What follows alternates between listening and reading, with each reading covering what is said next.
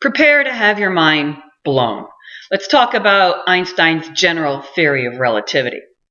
Now, in 1915, Einstein published a revolutionary idea about gravity. Remember we talked about gravity from Newton's viewpoint. It was an attractive force between two masses.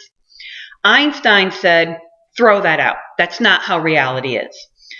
You have to think about space and time as being interwoven into a four-dimensional fabric that we call space-time.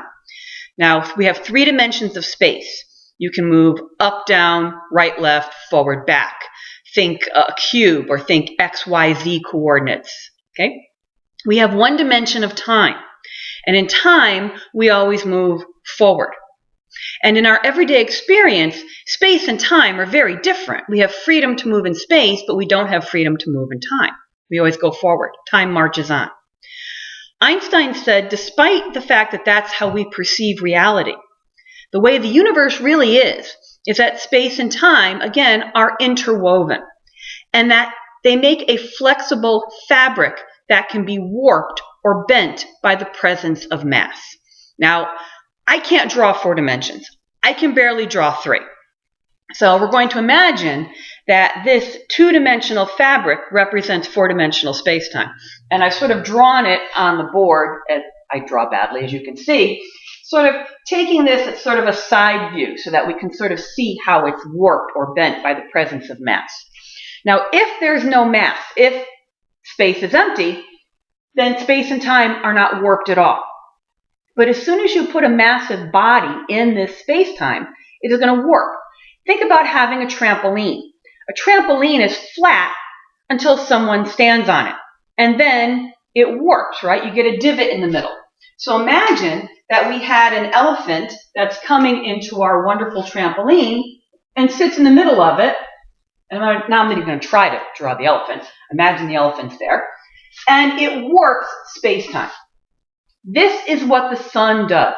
So imagine the sun sitting in space-time, this yellow ball, and the mass of the sun warps the fabric of the universe in a particular way. Now, let's imagine that you are a planet.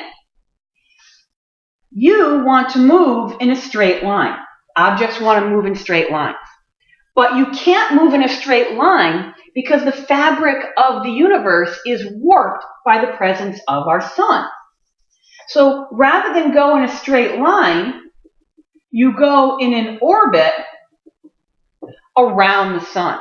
So according to Einstein, planets don't orbit the sun because of some mysterious attraction between the planet and the sun.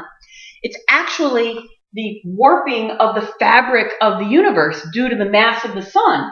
And the planet is forced to go around in an orbit.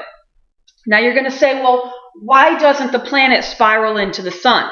Well, that's where the analogy sort of breaks down. Because if you actually tried to do this with a marble and a trampoline, yes, it would sort of rotate down in because you'd be losing energy due to friction. There's no friction here, right? So that's why the planet keeps going.